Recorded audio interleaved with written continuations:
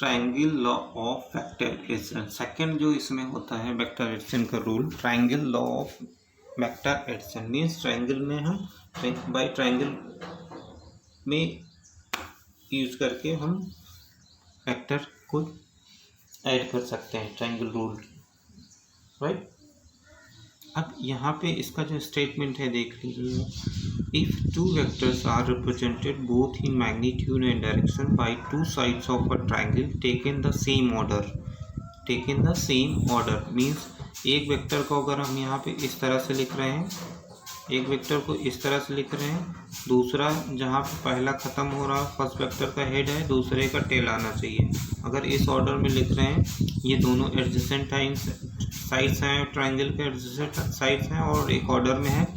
तब अब जो तीसरी साइड होगी वो क्या रिप्रेजेंट करेगी, इन दोनों का रिजल्टेंट वेक्टर, इन दोनों का रिजल्टेंट को बताएगी। मीन्स अगर ए वेक्टर है, ये बी है, तो इन दोनों का रिजल्टेंट जो होगी third side of the triangle, that's why it is called triangle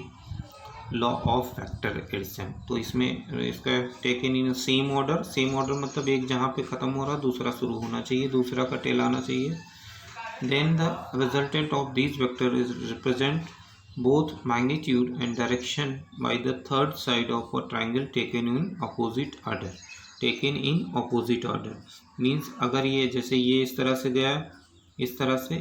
से तो इसकी डायरेक्शन इस तरह से मान लिया ये एंटी क्लॉकवाइज है, जो रिजल्टेंट की होगी वो क्या हो जाएगी, क्लॉकवाइज, मीन्स उसकी अपोजिट डायरेक्शन हो जाएगी। तो ये थर्ड वेक्टर का magnitude and direction means resultant vector का मैग्नीट्यूड एंड डायरेक्शन बताएगा,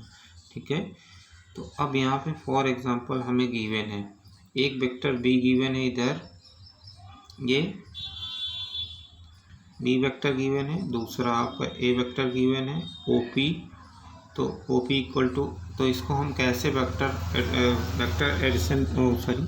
triangle law of vector addition कैसे इसको ऐड करेंगे, तो हमने ओपी वेक्टर को ए मान लिया, ठीक है। ओपी मीन्स एक ए वेक्टर को, जैसे ए वेक्टर गिवन था इसी के पैरेलल हमने दूसरा वेक्टर ड्रॉ कर दिया जो कि ए ओपी, उसको नाम दिया ओपी वेक्टर, ओ से इसका स्टार्ट किया ओपी वेक्टर, ये लिखा हमने ओपी वेक्टर लिखा, ठीक है। अब पी वेक्टर ओपी वेक्टर जहाँ पे मीन्स ए वेक्टर ओपी मतलब ए वेक्टर है, ए वेक्टर का जहाँ पे हेड है वहाँ से दूसरा बी वेक्टर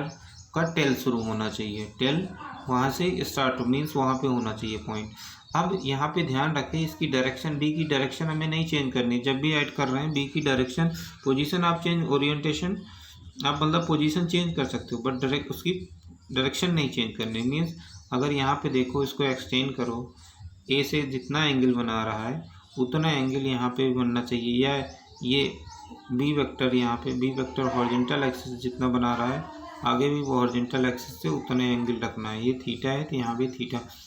तो उतने एंगल पे जितना भी हो, या सिंपली आप इसके पैरेलल इसके दूसरा वेक्टर ड्रॉ करना है। मीन्स इसको हमें यहाँ से उठा के यहाँ पे रख देना, बस ड्रॉ कर देना सिंपली। अब पी क्यू दूसरा वेक्टर हमने पी क्यू ड्रॉ किया जो कि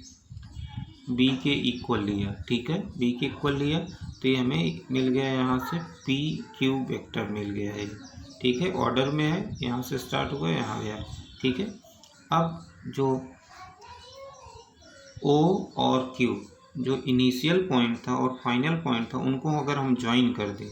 मतलब इस तरह से ज्वाइन कर दिया, ये ज्वाइन कर दिया, अब क्या हमें मिला, आर वेक्टर मिला, जो इसका थर्ड साइड मिला आर वेक्टर, वो क्या होगा, रिजल्टेंट वेक्टर हो गया, ए वेक्टर और बी वेक्टर का रिजल्टेंट, मीन्स जो ए और बी का एक साथ, दोनों को एक साथ कर दिया जाए तो ये उसके इक्विवेलेंट, रिजल्टेंट मतलब इक्विवेलेंट वेक्टर हो गया दोनों के, मीन्स ये आर वेक्टर दोनों के इक्विवेलेंट है, दोनों के सम के इक्विवेलेंट है, ठीक है। अब यहाँ पे इम्पोर्टेंट ये समझना है, आर वेक्टर जब हम इसकी डायरेक्शन देख लो, ये डायरेक्शन इसकी यहाँ पे है, इसकी यहाँ पे है, इसकी यहाँ पे है, ठीक है। एरो वैसे तो एरो आप देख सकते हो, एरो हेड बीच में बना है, इसमें कोई दिक्कत नहीं, आप बीच में बना सकते हो या लास्ट में बना सकते हो, ठीक है, कोई इशू नहीं इसका, चाहे आप यहाँ पे एरो हेड बनाओ मिड में या एंड पे बनाओ, जहाँ पे वेक्टर आपका ख़त्म हो रहा है, ठीक है। अब आर वेक्टर जब भी इस तरह का ट्राइंगल आपको कहीं पे दिखे आर वेक्टर, उसका जो थर्ड साइड होगा आर वेक्टर, वो हमें लिखना है। तो सिंपल, ये आपका ए वेक्टर है, ये बी वेक्टर है। आपको क्या करना है, जो वेक्टर आप रिजल्टेंट वेक्टर लिख रहे हो, ये आर वेक्टर यही लिख रहे हो आप, ठीक है। इसकी टेल पे फटाफट आप आ जाओ, टेल पे, और टेल से उसका जो दोनों वेक्टर हैं या अदर टू वेक्टर हैं, उससे होते हुए आपको हेड पे पहुंचना है। टेल पे आए, तो टेल पे जब आए तो आप कहाँ पहुंच गए, टेल पे आप आए, ओ से स्टार्ट किए चलना, पी पे आए और ए वेक्टर के अलॉन्ग चले हैं, ए वेक्टर के अलॉन्ग चले हैं मीन्स उसका ले लेंगे ए वेक्टर, ठीक है। फिर पी पे पहुँचे, पी से क्यू गए, मतलब बी वेक्टर के अलॉन्ग चले हैं, B vector.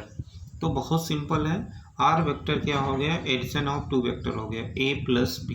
That is very simple, ठीक है। अब इसी में अगर बी वेक्टर आपको लिखना है तो आपको वही चीज़ ध्यान रखें, बी को सपोज बी वेक्टर आपसे पूछ लिया,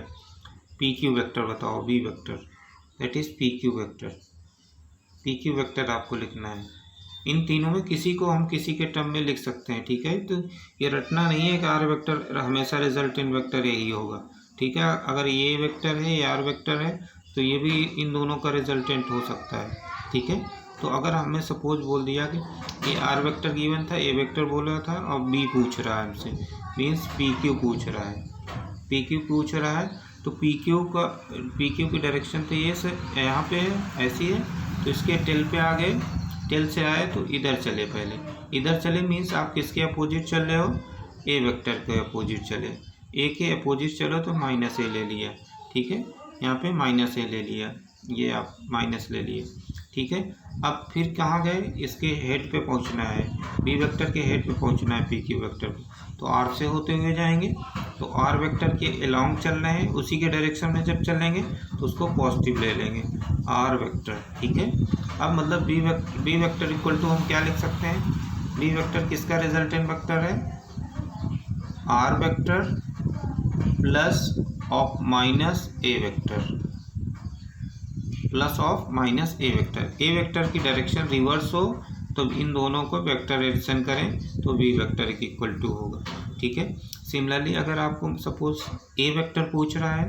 वेक्टर ए पूछ रहा है, तो कैसे लिखेंगे वेक्टर ए, तो वेक्टर ए की डायरेक्शन क्या है, यहाँ पे ये है पी, ओ पी है, तो आप कहाँ पे चले आइए, उसके टेल पे आ गए, टेल पे आ गए, तो ए वेक्टर इक्वल टू क्या लिख सकते हैं, A vector equal to R vector, यहाँ से यहाँ गए, आर वेक्टर प्लस में मिला आपको। अब देखो इधर आएंगे, ये आप हेड में पहुँचेंगे बट बी के अपोजिट चलेंगे, तो इसको minus, plus minus of B vector लिखेंगे इसको, मीन्स ए वेक्टर क्या है, R vector minus B vector, R vector minus B means subtraction of the vector R और बी। ए क्या रिप्रेजेंट कर रहा है, आर और बी का सब्ट्रैक्शन, ठीक है, और बी क्या रिप्रेजेंट कर रहा है, आर और ए का सब्ट्रैक्शन रिप्रेजेंट कर रहा है। अदरवाइज इसको हम ऐसे बोल सकते हैं, ए आर और बी के निगेटिव वेक्टर का एडिशन है, तो इसको ऐसे बोल सकते हैं ना, R plus of minus B means B का निगेटिव वेक्टर और आर वेक्टर का एडिशन है,